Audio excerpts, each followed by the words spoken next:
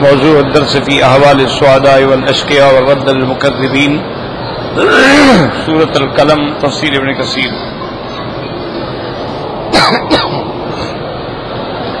الحمد للہ رب العالمین، والصلاة والسلام على اشرف الانبیاء وسید المرسلین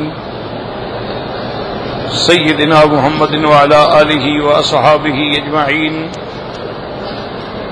اللهم صل على سيدنا محمد وعلى آل سيدنا محمد كما صليت على إبراهيم وعلى آل إبراهيم في العالمين إنك حميد مجيد۔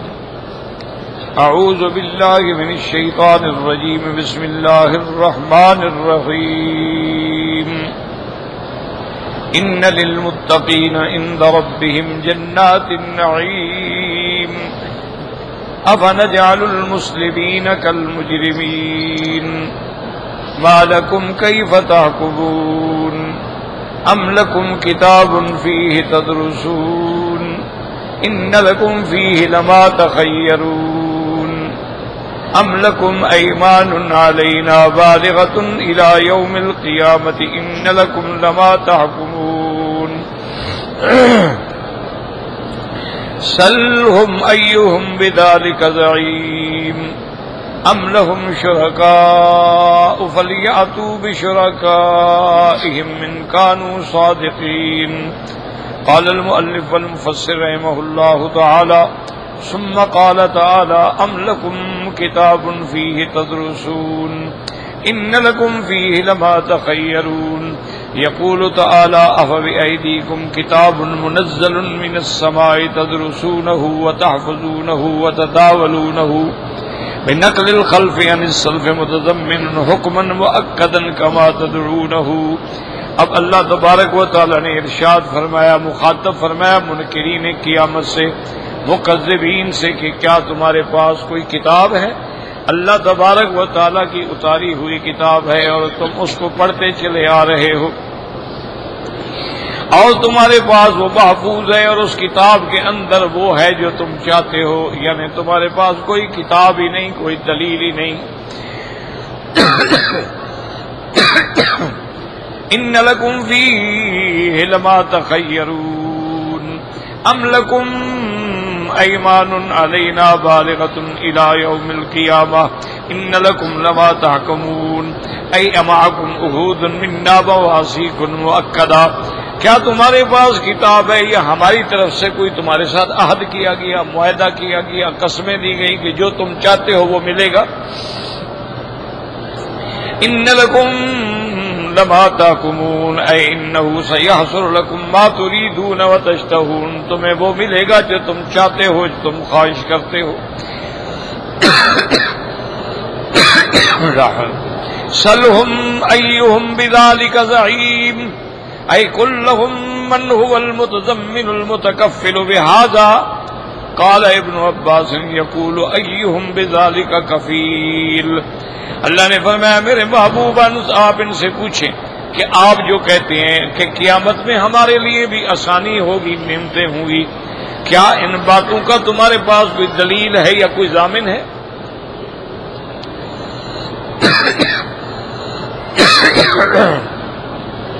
ام لہم شرکاء فلیاتوا بشرکائہم ان کانوا صادقین، کیا تمہارے لیے شرکاء وہ جو تم نے بت بنا رکھے تھے، اللہ کے شریک بنا رکھے تھے، وہی تمہیں آج کے دن آ کے چھڑائیں گے؟ تو بلاؤ ان کو، کہاں ہیں وہ تمہارے شرکاء، کدھر گم ہو گئے ہیں؟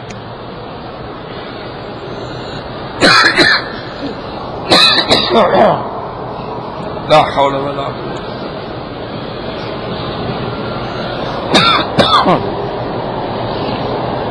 انا للہ و انا الیہ۔ خلاصۃ الکلام یہ ہے کہ کافر جو ہے نا جی، ان میں بھی کئی قسمیں ہیں۔ بعض تو منکرین قیامت ہے کہ قیامت ہوگی نہیں، وہ کہتے ہیں بس یہ نظام عالم ہے، چل رہا، کو مر گیا، کو پیدا ہو گیا، پھر مر جائے گا، بس ختم۔ بعض لوگ ایسے تھے جو کہتے تھے کہ اگر قیامت ہوگی تو یہاں بھی تو ہمیں اللہ نے دولت دی ہے، اولاد دی ہے، پیسہ دیا ہے، قوت دی ہے، اور مسلمان غریب ہے، فقیر ہے.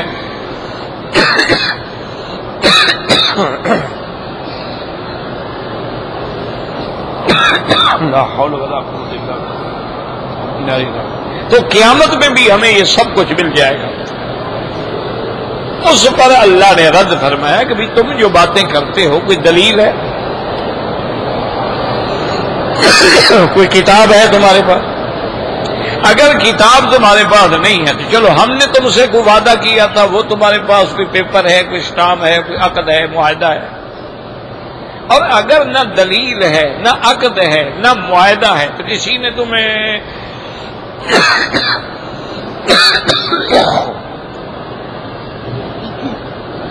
تمہیں ضمانت دی ہوئی ہے کہ بھی ہم تمہارے ذمہ دار ہیں، تو وہ ضامن لے آؤ. اور اگر تمہیں اپنے ان شرکاء پہ جن کو تم نے اللہ کا شریک بنایا، جن کے آگے تم نے سجدے کیے، منتیں مانی، نظریں چڑھائیں، وہ اگر انہوں نے تمہیں یقین دلایا ہوا ہے کہ قیامت میں ہم جو تمہارے ساتھ ہیں، تو ان کو لے آؤ. کہاں ہے وہ؟ حتیٰ کہ قیامت میں ان کو بار بار کہا جائے گا لے آؤ اپنے شرکاء. لیکن کون ہو جو وہاں آئے؟ کون شریک وہاں آ سکتا ہے؟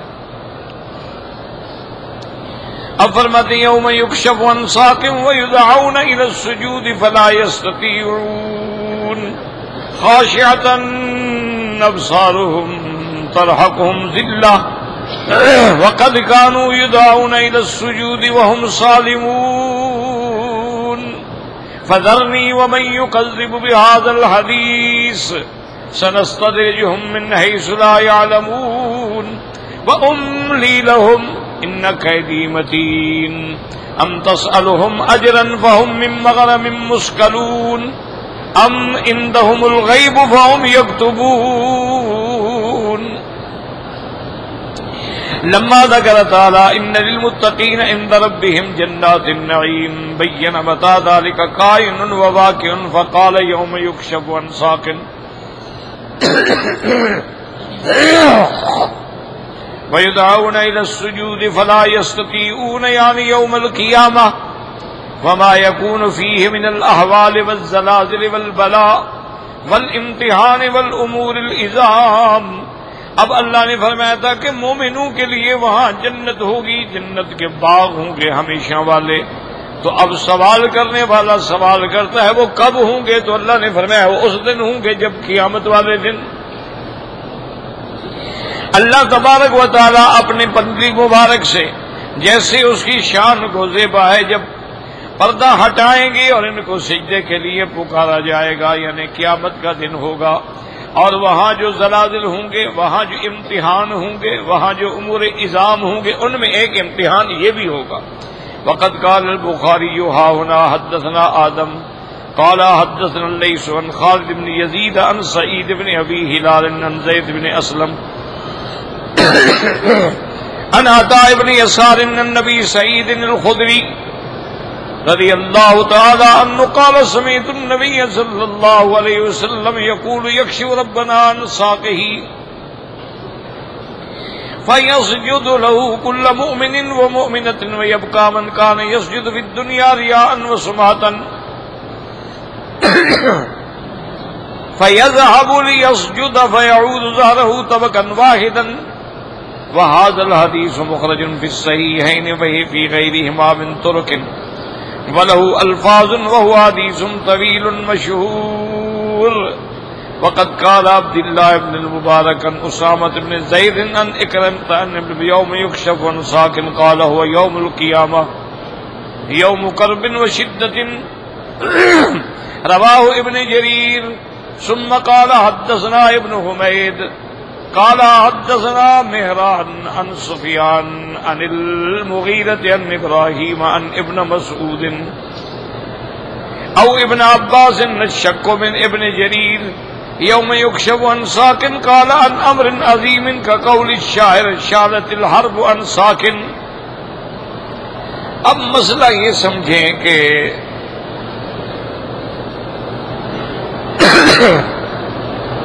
دنیا کے اندر رہتے ہوئے کوئی انسان خدا کو نہیں دیکھ سکتا،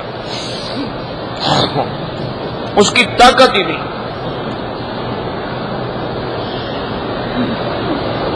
اسی لیے صحیح آیات مبارکہ میں، قرآن مقدس میں، احادیث مبارکہ میں یہ بات موجود ہے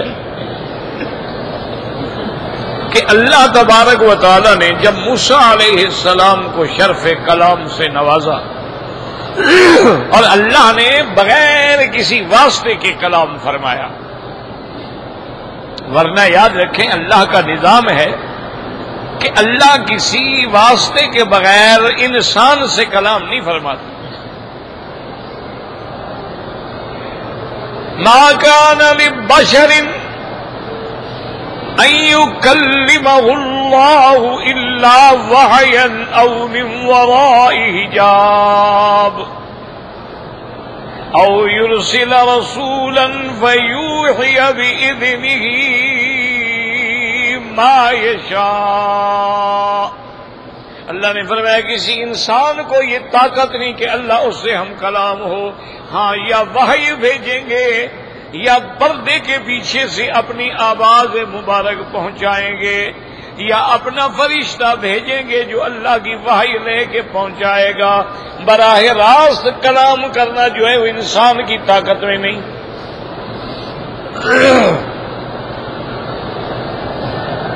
تو اب یہ شرف جو ہے سیدنا موسیٰ علیہ السلام کو ملا کہ اللہ تبارک و تعالی نے بغیر واسطے کے وَكَلَّمَ اللَّهُ مُوسَىٰ تَكْلِيمًا، اللہ نے کلام فرمایا اور اللہ تبارک و تعالی نے موسیٰ علیہ السلام کو ندا دی کہ موسیٰ علیہ السلام انک بالوادی المقدس طویٰ، تم ایک مقدس وادی میں ہو، جوتے اتار دو، اور میں نے تمہیں اپنی رسالت کے لیے چن لیا ہے۔ اور پھر اللہ نے کمال رحمت سے فرمایا کہ وما تلک بیمینک یا موسیٰ، موسیٰ علیہ السلام تمہارے داہنے ہاتھ میں کیا ہے اللہ جانتے ہیں۔ لیکن موسیٰ علیہ السلام کے تیقن کے لیے سوال کیا گیا، اچھی طرح سوچ لو کیا ہے تمہارے ہاتھ میں؟ قال ہی عصائی، اللہ میاں لکڑی ہے۔ تو یہ سارا کلام ہوا۔ تو یہ بہت بڑا اعزاز تھا موسیٰ علیہ السلام کے لیے کہ اللہ نے ان کو براہ راست اپنی کلام سے نوازا، اس لیے ان کا لقب ہی کلیم اللہ ہو گیا۔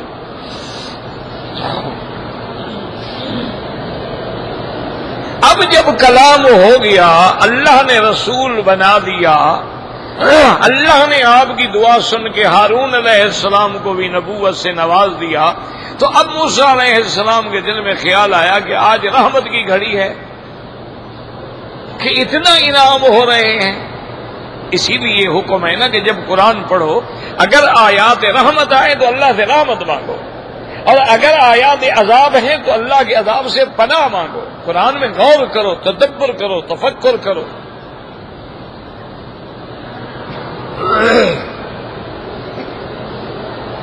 تو حضرت موسیٰ علیہ السلام نے عرض کیا کہ رب ارنی انظر الیک، یا اللہ تو نے کلام سے نوازا ہے تو مہربانی کر کے اپنی زیارت بھی نصیب فرما دے، مجھے توفیق دے میں آپ کو دیکھوں۔ اللہ نے فرمایا قال لن ترانی ولكن انظر الى الجبل فإن استقر مكانه فسوف ترانی۔ اللہ نے فرمایا موسیٰ علیہ السلام تمہاری یہ طاقت ہی نہیں ہے کہ مجھے دیکھ سکو، تم دیکھ نہیں سکتے ہو۔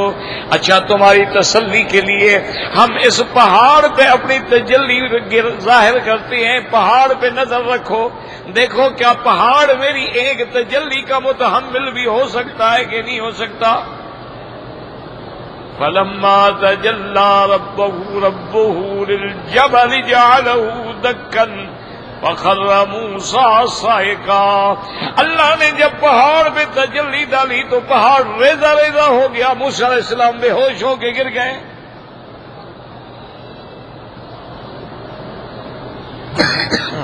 اب ہوش ہے کہا سبحانک تبت الیک، مولا میری توبہ آئندہ میں سوال نہیں کروں۔ تو مسئلہ سمجھیں کہ خدا بند قدوس کو دنیا میں رہتے ہوئے کوئی انسان جو ہے وہ نہیں دیکھ سکتا،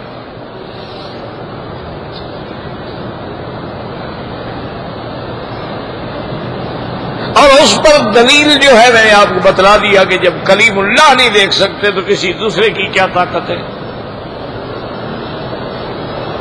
اب مسئلہ یہ پیدا ہوتا ہے بھی کیا ہمارے آقا نے، سرکار دو عالم نے، رحمت دو جہاں نے، خاتم الانبیاء والمرسلین، سید الاولین والآخرین نے، حضور پاک نے بھی اللہ کو دیکھا ہے یا نہیں دیکھا ہے؟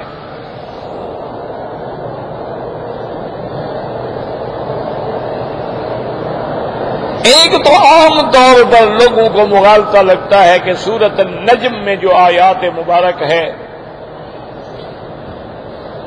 کہ اللہ تبارک و تعالیٰ کے پیغمبر حضور صلی اللہ علیہ وسلم نے دیکھا اور ثم دنا فتدلی، پھر قریب ہو گئے، اتنا قریب کان قاب قوسین او ادنا، تو اس سے لیتے ہیں کہ حضور پاک نے خدا کو دیکھا، تو یہ بات تو درست نہیں ہے۔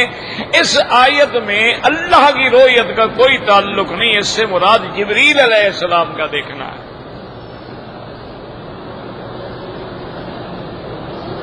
یہ لوگوں کے اندر ایک بڑی غلط بات بیٹھ گئی ہے، اللہ اتنے قریب ہو گئے، کمان کے دو کناروں کے قریب ہو گئے، اور دنا قریب ہوا، پھر لٹک آیا۔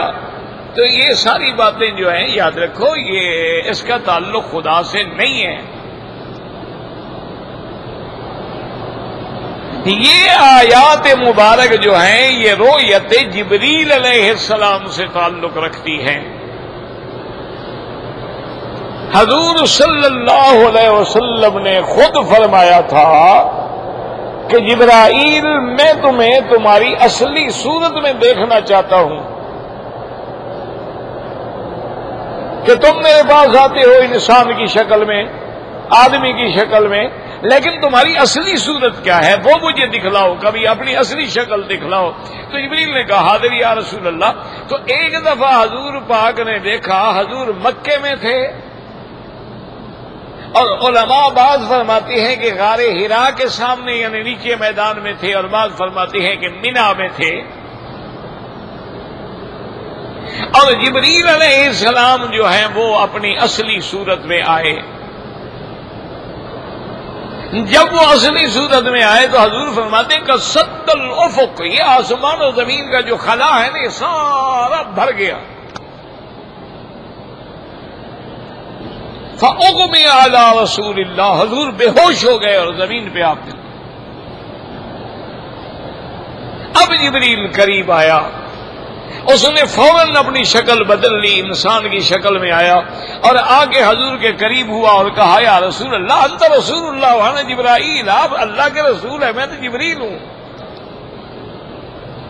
اب حضور کو تسلی ہوئی، حضور پاک نے فرمایا جبریل تمہارے اتنے بڑے پر ہیں؟ انہوں نے کہا یا رسول اللہ میرے تو 600 پر ہیں، اللہ کے تو ایسے بھی فرشتے ہیں جن کے 5,000 ہزار پر ہیں۔ تو ایک دفعہ تو جبریل کو اللہ کے نبی نے دنیا میں دیکھا اور ایک دفعہ آسمانوں پہ دیکھا۔ جبکہ آپ 7ویں آسمان پہ تھے اور سدرۃ المنتہا کے قریب تھے، وہاں آپ نے جبریل کو اصلی صورت میں دیکھا۔ تو یہ 2 دفعہ کا جو ذکر ہے روایات میں بھی ہے، قرآن میں بھی ہے، اس سے مراد جبریل۔ اچھا اب مسئلہ یہ ہے کہ بھی جبریل کی رؤیت میں تو بلا شک فیصلہ ہو گیا نا کہ حضور پاک نے دیکھا ہے، لیکن کیا حضور پاک صلی اللہ علیہ وسلم نے اپنے اللہ کو، اپنے رب کو بھی دیکھا ہے یا نہیں دیکھا ہے؟ اب اس میں اختلاف ہے۔ بی بی عائشہ صدیقہ رضی اللہ تعالی عنہا اور بڑے صحابہ جو ہیں بعض، وہ فرماتی ہیں کہ بالکل حضور پاک نے نہیں دیکھا ہے، بلکہ بی بی عائشہ تو ناراض ہو جاتی تھی، فرماتی تھی جو بندہ کہتا ہے کہ انہ رأى ربہ، کہ حضور پاک نے خدا کو دیکھا ہے، فقط کذب، وہ جھوٹ بولتا ہے۔ بی بی عائشہ رضی اللہ تعالی عنہا بہرحال عالمہ ہیں، مجتہدہ ہیں، صدیقہ ہیں، زوجۃ النبی المصطفیٰ ہیں، امہات المومنین ہیں اور استاد صحابہ ہیں۔ بی بی ناراض ہو جاتی تھی، لیکن حضرت ابن عباس اور بڑے بڑے جلیل القدر صحابہ جو ہیں وہ کہتے ہیں نہیں، حضور پاک نے دیکھا۔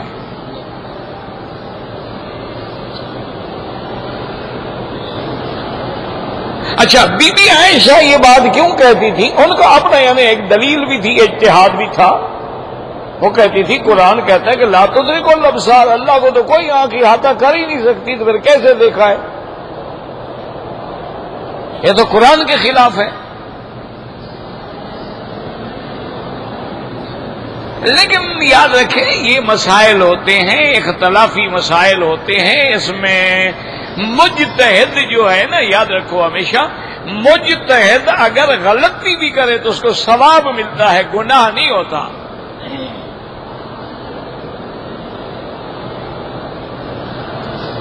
بی بی عائشہ کا اجتہاد ہے، بی بی صاحبہ کا ایک اپنی تحقیق کا رائے ہے۔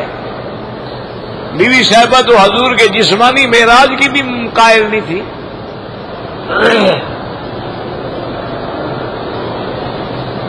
اور بی بی صاحبہ ناراض ہو جاتی تھی۔ وہ کہتی تھی کہ جو کہتی ہیں کہ حضور پاک اپنے جسد مبارک کے ساتھ آسمانوں پہ معراج میں تشریف لے گئے ہیں، وہ کہتی کذب علی اللہ، اللہ پہ جھوٹ بولتا ہے۔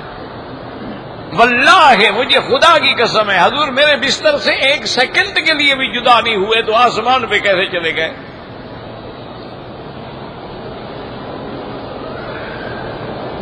بی بی عائشہ اس میں بھی بڑی سخت ہے۔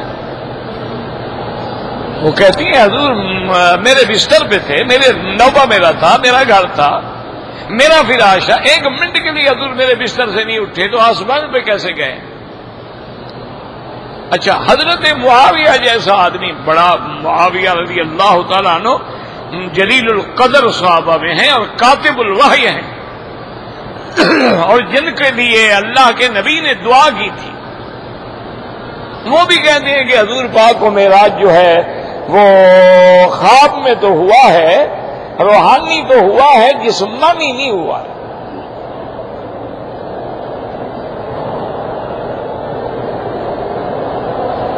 حضرت معاویہ جیسا بڑا آدمی بھی اس بات کا مخالف ہے، لیکن حضرت ابن عباس، حضرت عبداللہ ابن مسعود، عبادلہ، بڑے بڑے جو جلیل القدر صاحب ہیں، وہ کہتے ہیں حضور نے اللہ کو دیکھا بھی ہے اور معراج بھی جسمانی ہوا ہے،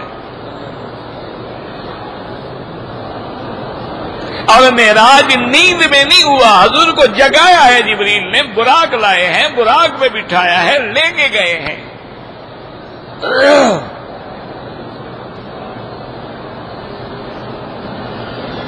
اور پھر حضرت ابن عباس فرماتے ہیں کہ سارا قرآن پڑھ لو،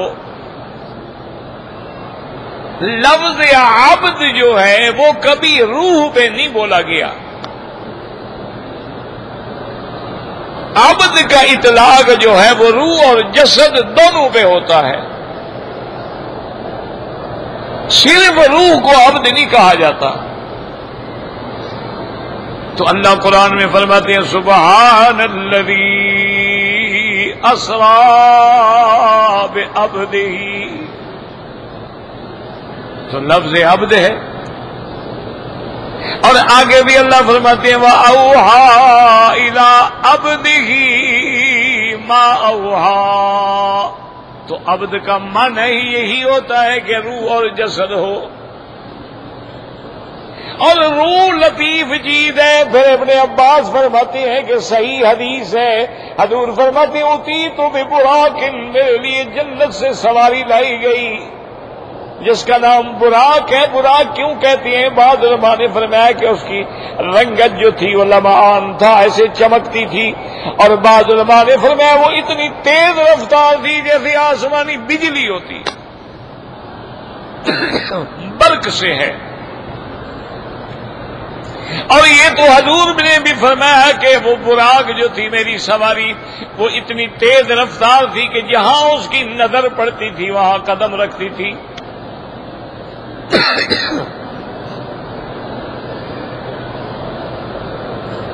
اور یہ بھی صحیح حدیثوں میں موجود ہے کہ جب حضور کو اسراء کے بعد معراج ہوا ہے تو جب آپ آسمانوں پہ گئے ہیں تو جبریل علیہ السلام نے دروازہ کھلوایا تو انہوں نے پوچھا کہ من کون ہو تم؟ تو جبریل نے کہا انا جبرائیل، میں جبرائیل. انہوں نے کہا من معک، تمہارے ساتھ کون ہے؟ انہوں نے کہا محمد الرسول اللہ صلی اللہ علیہ وسلم. انہوں نے کہا حل بعث الیہ، حضور کو دعوت جا چکی ہے معراج کی؟ اس نے کہا کہ ہاں جا چکی ہے. ثم فتح لی، حضور فرماتے پھر میرے لیے دروازہ کھلا. تو آسمانوں پہ جانا ثابت ہے اور جسد کے ساتھ ثابت ہے. تو اس لیے ہمیشہ یاد رکھیں یہی وجوہات ہوتی ہیں کہ بڑے پڑھے لکھے لوگ جو ہیں بعض اوقات علم نہ ہونے کی وجہ سے ٹھوکر کھا جاتے ہیں اور بعض وجہ ضد بھی ہوتی ہے.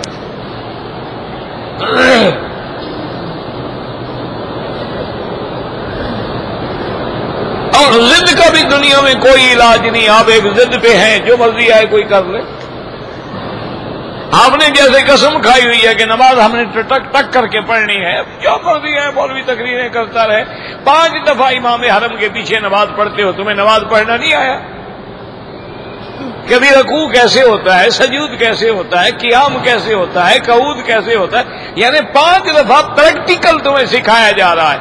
لیکن جب امام سے فارغ ہوں گے پھر اپنی اللہ اکبر اللہ اکبر اللہ اکبر اللہ اکبر. اور ضد ہے یا عادت ہے جو بن گئی وہ کبھی نہیں جاتی. اس لیے بعض لوگ کہتے ہیں کہ عادت مرنے کے بعد بھی قبر پر آ جاتی ہے، وہ وہاں بھی نہیں چھوڑتی. ایک عادت ہے بنا دی ہے، بس ٹھیک ہے.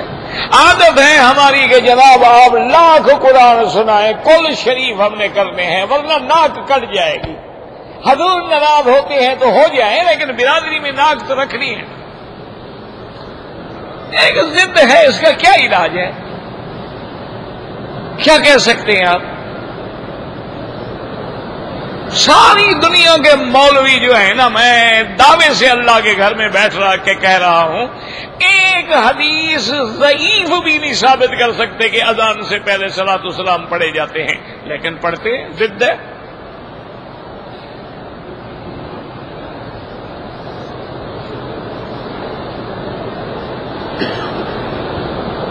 اور جو ان کے بڑے لکھے آدمی ہیں، ایک دفعہ میرا ایک مولوی صاحب سے جو بریلوی حضرات کے بہت بڑے عالم تھے، محدث تھے، بڑے نام تھا ان کا، اتفاق سے ہم گاڑی کے ڈبے میں اکٹھے ہو گئے. وہ مجھے نہیں جانتے تھے اور ویسے بھی میں اس وقت بچہ تھا، ابھی پڑھتا تھا، ابتدائی کتابیں پڑھتا تھا. اتفاقاً ڈبے میں اکٹھے ہو گئے. میں تو ان کو جانتا تھا، وہ تو بڑے نام والے آدمی تھے نا، اور میں طالب العلم تھا. میں نے خیر السلام علیکم کیا، انہوں نے بھی جواب دیا، ہم بیٹھ گئے.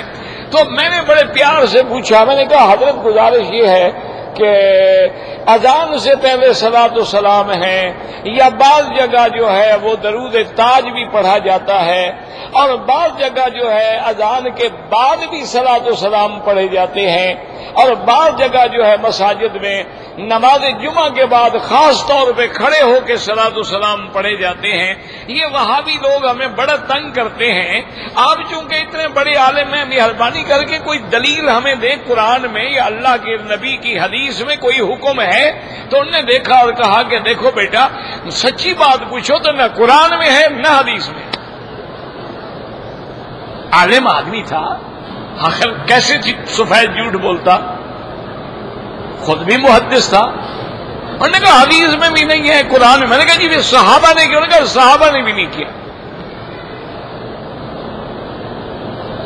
انہوں نے کہا ایسے لوگ کہہ دیتے ہیں کہ یا ایھا الذین آمنوا صلوا علیہ وسلموا تسلیما، اللہ کا حکم جو ہے صلاۃ و سلام پڑھو، لیکن اس کا معنی یہ تھوڑا ہے کہ اذان سے پہلے پڑھو. اسی طرح ہمیں حکم ہے کہ اقیموا الصلاۃ، نماز قائم کرو اور زکوٰۃ ادا کرو، اس کا معنی تھوڑا ہے کہ ہر مہینے میں زکوٰۃ دو. زکوٰۃ وقت میں دی جائے گی، نماز وقت میں پڑھی جائے گی، صلاۃ و سلام بھی اپنے وقت میں پڑھے جائیں گے جہاں پڑھ کے حضور نے دکھلایا ہے. نماز ہمیں حضور نے سکھلائی ہے تو صلاۃ و سلام پڑھنا بھی تو ہمیں حضور نے سکھلایا ہے.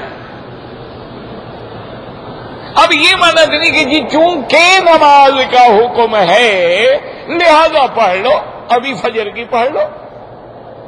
نماز کا قرآن جو کہتے ہیں نماز قائم کرو، لہذا 5 اکٹھی پڑھ لو. جیسے شیعہ بعض جگہ تو 2 اکٹھی کرتے ہیں، بعض 5 اکٹھا رگڑا نکال دیتے ہیں. اچھا ان کے لیے تو بڑی آسانی ہے نا، امام تو ان کا ہے نہیں. ان کا امام نہیں ہے کہ ابوبکر کبریٰ کا زمانہ ہے، وہ کہتے ہیں امام غار میں ہے. اس لیے وہ جب نماز ہو نا، جمعہ ہو تو شیعہ کوئی عالم پڑھا رہا ہو نا تو مصلی خالی ہوتا ہے، وہ ادھر کھڑا ہوتا ہے. اور مصلی تو امام کا ہے، اس کے ہوتے ہوئے اور کون کھڑا ہو سکتا ہے؟ بھئی امام کہاں آئے؟ وہ کہتے ہیں جی غار میں. وہ کب آئیں گے؟ جب ساری دنیا تباہ و برباد ہو جائے گی، بعد میں تشریف لائیں گے. کیا کرنے آئیں گے؟ بھئی امت بھٹک رہی ہے، ذلیل ہو رہی ہے، تو امام صاحب کی تو اب ضرورت ہے نا، وہ غار میں بیٹھے ہوئے ہیں. اچھا خدا کی شان ہے، ضد کے ایسے پکے ہیں جس کو اپنا امام مہدی منتظر کہتے ہیں نا، کہتے ہیں حسن عسکری کی اولاد ہے، اور حسن عسکری کہتا ہے کہ میری تو اولاد ہے ہی نہیں، لیکن کہتے ہیں نہیں امام بیٹھا ہوا ہے. اب اس کا کیا علاج ہے؟ ضد کا کوئی علاج ہے؟ ان کا عقیدہ یہ ہے کہ معراج والی رات حضور حضرت علی کو دیکھنے گئے تھے. اب اتنا بڑا جھوٹ بھی کوئی دنیا میں ہے؟ ابھی حضرت علی داماد ہے حضور کا، ہر وقت حضور کے ساتھ رہتا ہے. اس کو دیکھنے کے لیے معراج پہ گئے تھے، وہ گھر میں جو موجود تھا یہاں نہیں دیکھ سکے. وہ کہتے ہیں جناب یہ ان کو سنی جو ہے نا، ان کو سمجھ ہی نہیں آتا مسئلہ. یہاں تو وہ علی تھا نا، وہاں تو مولا تھا نا، خدا کو دیکھنے گئے تھے نا. یہ تو ظاہر میں حضرت علی تھا نا، اصل تو مولا علی ہے نا. تو حضور کو جب دیدار ہوا، خدا کو دیکھنا تھا تو اوپر تو وہی حضرت علی تھے، اصل اپنے اصل مقام پہ تھے وہ. اچھا اگر حضرت علی خدا تھا، خدا بھی شادی کرتا ہے؟ یعنی اللہ کے نبی نے بی بی فاطمہ دے کر حضور کو داماد بنایا تھا، اللہ کو داماد بنایا تھا. پھر اللہ کے بھی بیٹے ہوتے ہیں، حضرت حسن بھی، حضرت حسین بھی، ام کلثوم بھی، اور حضرت علی کے تو 18 بیٹے ہیں. یہ باقی کا نام نہیں لیں گے، کبھی مر جائیں نہ لیں. کیوں؟ وہ تو دوسری بیوی ہے نا. اچھا بی بی فاطمہ سے بھی حسن حسین کہیں گے، بی بی ام کلثوم کا نام نہیں لیں گے. کیوں؟ اگر بی بی ام کلثوم مان لیں تو حضرت عمر کو داماد ماننا پڑتا ہے.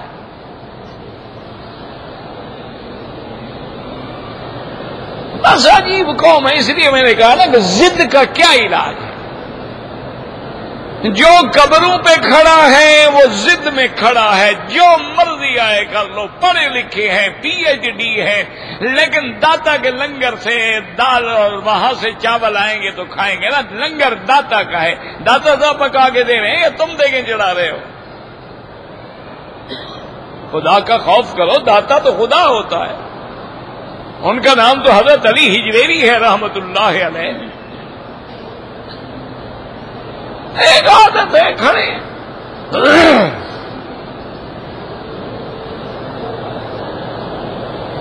وہ ایک مجھے ملے تھے، بہاول نگر کا تھا، ریٹائرڈ فوجی تھا. اس کا ہمارا پیر تھا.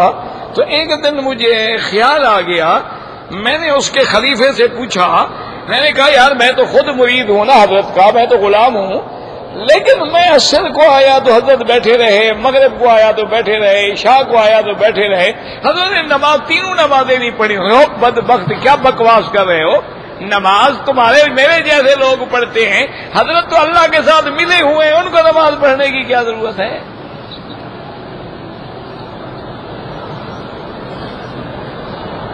یعنی حضور محمد مصطفیٰ تو بیماری میں ہاتھ رکھ کے بھی آئے کندھے پہ نماز پڑھنے کے لیے۔ بی بی عائشہ فرماتی ہے ایک ہاتھ حضرت فضل کے کندھے پہ تھا، ایک حضرت عباس کے کندھے پہ تھا، وکانہ قدمہ ہو یا خطانے، اور آپ کے پاؤں جو ہے لکیر کھینچ رہے تھے، پاؤں رکھنے کی طاقت نہیں تھی، لیکن حضور نماز کے لیے جا رہے تھے۔ اور تمہارا پیر خدا کو پہنچ گیا ہے، اس کو نماز کی ضرورت ہی نہیں ہے۔ اچھا، ہم نے بھی یہ خود سنا ہے کہ خدا ارحم الراحمین ہے، رب العالمین ہے، هو الرزاق ذو القوۃ المتین ہے۔ وہ کیسا رزاق ہے کہ پیر صاحب جب ملنے کے لیے جاتے ہیں کھانا ہی نہیں کھلاتا، کھانے ہمارے کھا رہے ہیں، ملتے خدا کو ہیں۔ ایک عادت ہے، ضد ہے، جو مرضی آئے کر لو۔ میں نے ایک آدمی سے خود کہا، میں نے کہا یار تم اس بندے کو جو پیر مانتے ہو، میرا بھی دوست ہے، یہ شرابی ہے، کبابی ہے، پرلے درجے کا زانی ہے، 24 گھنٹے اسی زنا شراب میں رہتا ہے، یہ بھی پیر ہے؟ وہ کہتا ہے صحیح پیر تا نہیں، پیر دا پتر تے ہے نہ صحیح۔ دیکھو نا جی، پیشاب پلید ہوتا ہے پر اگ تے بجھا چھڑنا ہے نا، یعنی یہ بھی ہمیں جہنم کی آگ بجھا دیں گے، چاہے پلید ہی ہو۔ انا للہ و انا الیہ راجعون، جن کا یہ عقیدہ ہو ایمان سے کہیں۔ اس لیے میرے اللہ نے صحیح فرمایا ہے کہ جب تک میں ہدایت نہ دوں کون دے سکتا۔ اسی لیے میرے مدنی ہمیشہ دعا فرماتے یا مقلب القلوب والابصار ثبت قلوبنا علی دینک، اللہ تیرے ہاتھ میں ہمارے دل ہیں، مہربانی کر کے ان کو دین پہ جمع دے۔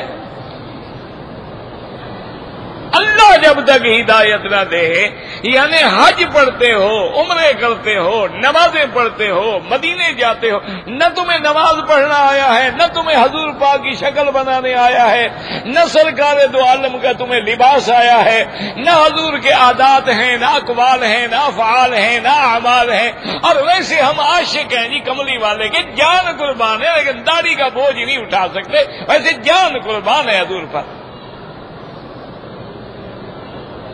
کیوں داڑھی رکھے حضور؟ بیوی ناراض ہوتی ہے، اس کو لگتے ہیں نا چہرے پہ، جن کی داڑیاں ہوتی ہیں ان کی بیویاں بھاگ گئی ہیں۔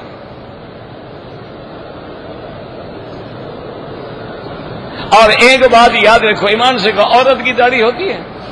نہیں، کعبہ شریف میں سچی بات بتا، عورت کی داڑھی ہوتی ہے؟ اچھا، ہجرے کی تو داڑھی نہ ہونا دیا عورت ہوگی یا ہجرا ہوگا، داڑھی ہونا تو مرد کی علامت ہے۔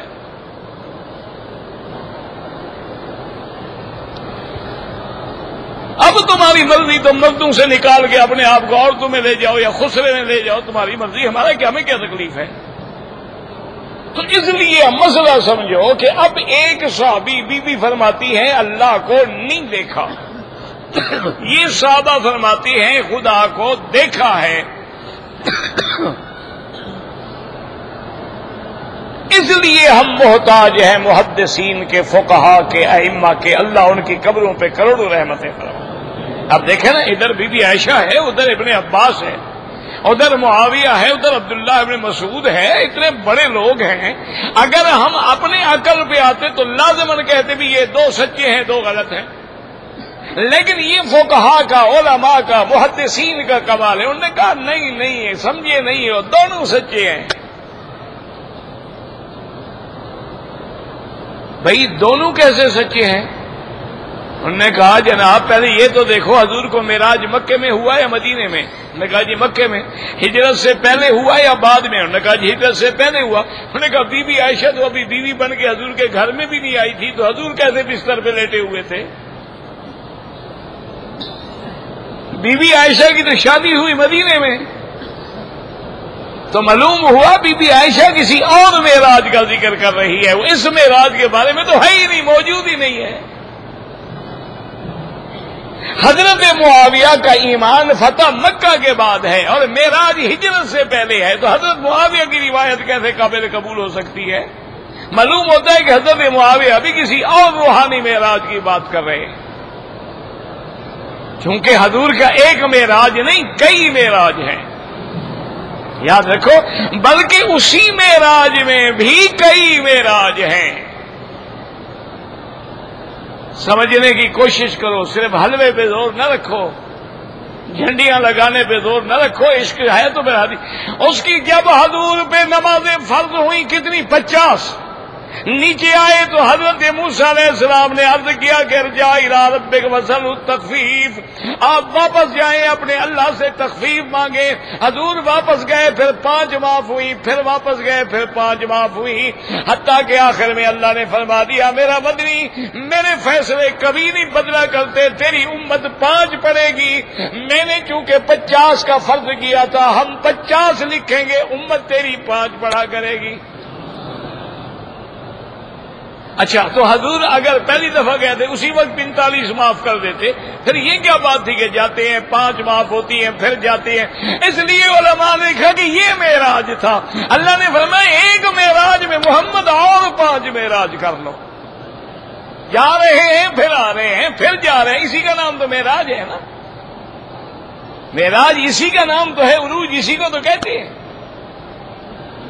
اچھا، اب مسئلہ تھا رؤیت باری تعالیٰ کا کہ دیکھا ہے کہ نہیں دیکھا ہے۔ وہ کہتے ہیں بی بی عائشہ ٹھیک کہتی ہیں، دنیا میں کوئی نہیں دیکھ سکتا ہے، میرے مدنی پاک نے تو آسمانوں میں دیکھا ہے، زمین پہ تو دیکھا ہی نہیں۔ تو اب ایمان سے کہیں دونوں مسئلے حل ہو گئے کہ نہیں ہو گئے؟ بس دعا کریں اللہ ہمیں صحیح اہل علم کی صحبت نصیب فرمائے اور اللہ ہمیں غلط عقیدوں سے بھی اور غلط لوگوں سے بھی محفوظ فرمائے۔ بھائی ادھار میں کھاد کے زیادہ پیسے لیتے ہیں جائز ہے، نقد پہ 100 ادھار پہ 120، اس کا معنی یہ ہے کہ میں نے یہ بوری 120 میں خریدی ہے، اس میں سود نہیں ہوتا۔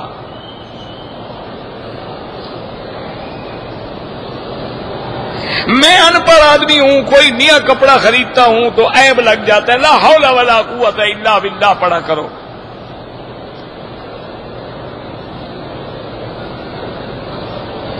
ایک عورت ہے اپنی عزت بچانے کے لیے خودکشی کرتی ہے، خودکشی تو زنا سے بھی بڑا گناہ ہے نا، وہ تو اس سے بھی بڑا گناہ ہے کہ چھوٹے گناہ سے بچنے کے لیے بڑا گناہ کر رہی ہے۔ بہرحال خودکشی نہیں کرنی چاہیے، لیکن اگر کر لے تو معاملہ پھر اللہ پہ چھوڑ دیں۔ دیت کی رقم جو ہے، جس آدمی کی دیت ہوگی اس کے جو وارث ہیں وہ لیں گے، شریعت کے مطابق اس کے وارث دیکھے جائیں گے، بیٹا ہے، بیٹی ہے، بیوی ہے، بچے ہیں، بچیاں ہیں، علم میراث کے مطابق فتویٰ لے لو، جو وارث ہیں وہ لیں گے۔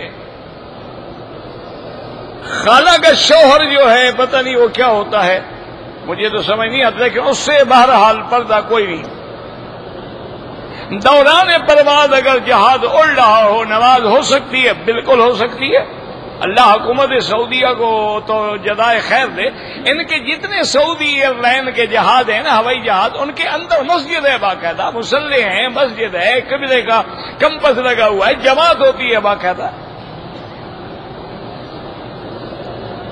نماز اوابین مغرب کے بعد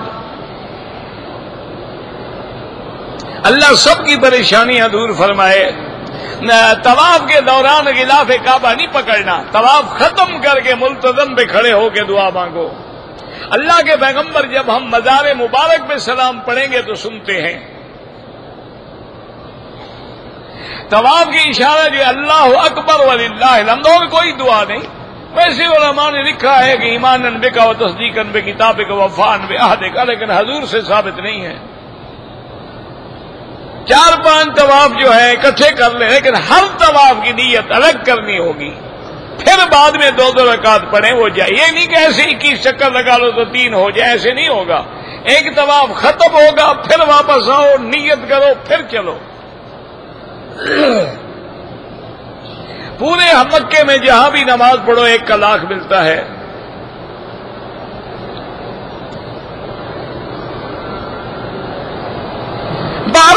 اگر کوئی ایسا کہتا ہے روضہ مبارک کے خلاف بے ادبی، اللہ پاک رحمت فرمائے، علماء نے تو یہ بھی لکھا ہے کہ مدینہ شریف کی کھجور کی بھی توہین کرو تو بندہ کافر ہو جاتا ہے، اس کو نسبت ہو گئی ہے محمد مصطفیٰ سے۔ کہتا جی کہ آپ کے طالب علم جو ہے ہمیں نہیں بیٹھنے دیتے، یہ تو بابا طالب ہیں، یہ مجھے بھی نہ بیٹھنے دیتے، میں کیا کروں گا؟ طالب ہوتا ہے۔ مغرب کی اذان کے بعد امام ابو حنیفہ رحمت اللہ علیہ کے نزدیک 2 رکعت نہیں ہے، لیکن جو یہاں کے امام ہیں امام احمد بن حنبل رحمت اللہ علیہ، ان کے نزدیک چونکہ ہے کہ بین کل اذانین سنہ، کہ 2 اذانوں کے درمیان 2 رکعت پڑھو تو وہ پڑھ لیتے ہیں۔ یہ کوئی لڑنے کے مسئلے نہیں، جو پڑھتا ہے اس کے خلاف ڈنڈے نہ اٹھاؤ، جو نہیں پڑھتا اس کو رسا نہ ڈالو، یہ اعلیٰ اولا کی باتیں ہیں۔ جو پڑھ لیتا ہے، جو نہیں پڑھتا ہے، کسرا نہیں۔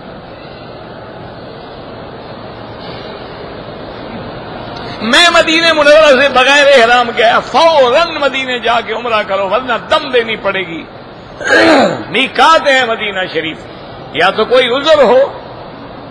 مومن اور مسلمان میں ابھی کوئی فرق نہیں ہے، وہ علمی اور لغتی کی باتیں ہیں، ورنہ مسلمان بھی کہہ سکتے ہیں، مومن بھی۔ فما وجدنا فیہا غیر بیت من المسلمین بھی ہے، لفظ مومنین بھی ہے۔ ایک آدمی کی چپل گم ہو گیا تو لوگوں کی چپل اٹھا لے، اچھا کسی کی بیوی گم ہو جائے وہ کیا کرے؟ نہیں، یہاں پہ ہنستے ہو، یعنی بڑی چیز حرام ہے، چھوٹی حلال ہے۔ اللہ کے بندے بالکل نہ اٹھاؤ، اپنے جوتے جو ہیں لپیٹ کے رکھو اپنے سامنے۔ میں ساری زندگی تبلیغ میں لگا دوں، ساری زندگی لگا دو جتنا، لیکن اپنے دنیاوی معاملات جو ہیں وہ بھی کرو، والدین کے حقوق بھی ادا کرو، کاروبار بھی کرو، تبلیغ بھی کرو۔ ساعتن الی ھذا ساعتن الی ھذا، حضور نے فرمایا ایک گھڑی دین کی طرف، ایک گھڑی دنیا کی طرف۔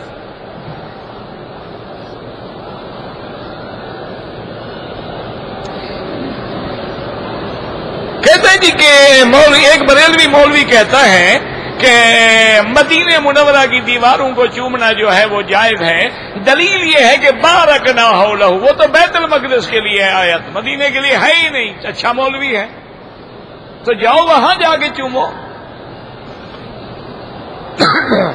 اچھا، جس کے بعد برکت کا معنی یہ ہوتا ہے کہ چومو، وَنَزَّلْنَا مِنَ السَّمَاءِ مَاءً مُبَارَكًا، تو جب بارش ہو اس کو بھی چومے۔ عجیب آدمی ہے۔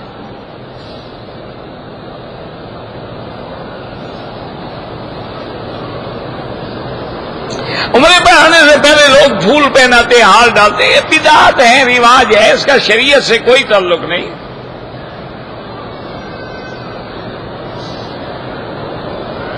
میری والدہ بیمار تھی، انہوں نے مجھے اجازت دی ہے عمرے پہ آنے کی، بھئی کوئی گناہ نہیں۔ اگر عورت کی عادت 5 دن حیض کے، ہر حال میں 5 دن پورے کرے گی۔ اگر خون آ رہا ہے تو پھر اور بھی انتظار کرے گی، 10 دن تک انتظار کرنی ہوگی۔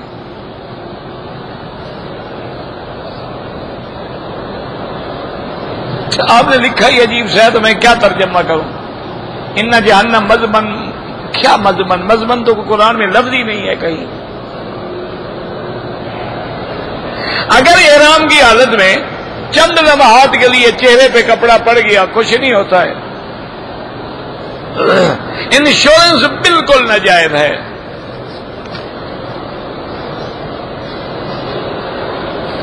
میں نے کہا ہے اشراق کے لفظ کے بجائے وہ لکھ دیں طلوع شمس، انشاءاللہ لکھیں گے۔ ہمارے والدین فوت ہو جائیں 10 دن کے بعد ہم ایصال ثواب ختم کرواتے ہیں، بالکل بدعت ہے۔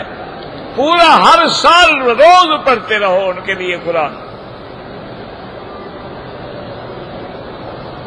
عورت عمرے کے لیے آئے، اگر ناپاک ہے تو باہر بیٹھی رہے گی، اندر آ ہی نہیں سکتی، طواف کیسے کرے گی؟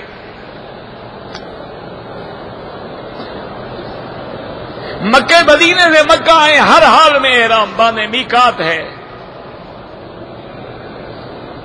لڑکیوں کو مدرسے میں عالمہ بنانا بالکل ٹھیک ہے، لیکن شرط یہ ہے کہ وہ لڑکیوں کا مدرسہ ہو، اندر مرد نہ جاتے ہوں۔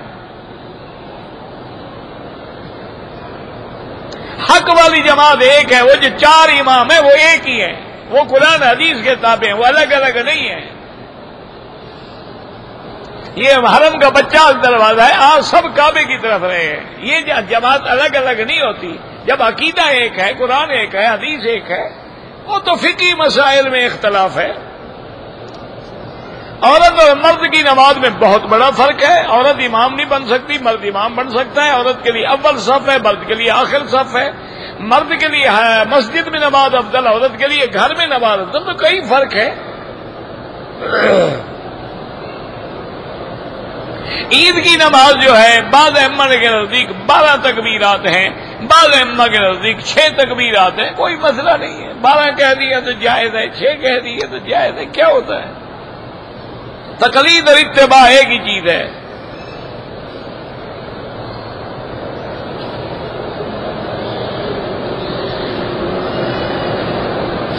ایک عورت ہے، انہوں نے بدکاری کی ہے، اقرار بھی کرتی ہے، لیکن خاوند کیا کرے؟ خاوند اگر برداشت نہیں کر سکتا طلاق دے، دفع کرے، ورنہ اس کو کہو توبہ کرے، آئندہ اپنی گناہ سے باز آئے۔ عورتیں جنازہ پڑھ سکتی ہیں، بالکل پڑھ سکتی ہیں۔ ربنا تقبل منا انك انت السميع العليم وتب علينا انك انت التواب الرحيم اللهم فرج هم المهمومين نفس كرب المكروبين واقض الدين عن المدينين واشفنا واشف مرضانا ومرضى المسلمين اللهم اجعل لنا وللمسلمين من كل هم فرجا ومن كل ضيق مخرجا ومن كل بلاء عافيا۔ یا اللہ بیماروں کو شفا عطا فرما۔ یا اللہ اس عاجز کی ساری بیماریاں ظاہری باطنی روحانی جسمانی پریشانیاں دور فرما دے، شفائے کاملہ عطا فرما دے۔ یا اللہ اپنے دین کے لیے توفیق اور ہمت اور قوت و طاقت عطا فرما دے۔ یا اللہ بے حیاؤں کو حیا عطا فرما، بے دینوں کو دین عطا فرما، بے اولادوں کو اولاد عطا فرما، قرض داروں کے قرض عطا فرما، جن کے رزق میں تنگی ہے ان کے رزق میں برکتیں عطا فرما۔ یا اللہ جن کے گھروں میں بچیاں ہیں ان کو رشتے نصیب فرما۔ یا اللہ جن کی اولادیں ہیں ان کو صالح بنا۔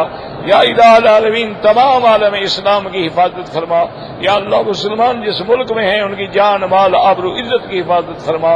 ربنا آتنا فی الدنیا حسنۃ وفی الآخرۃ حسنۃ وقنا عذاب النار۔ صلی اللہ تعالی علی خیر خلقہ سیدنا محمد وعلی آلہ وصحبہ اجمعین۔ اللہم صل علی سیدنا محمد وعلی آل سیدنا محمد۔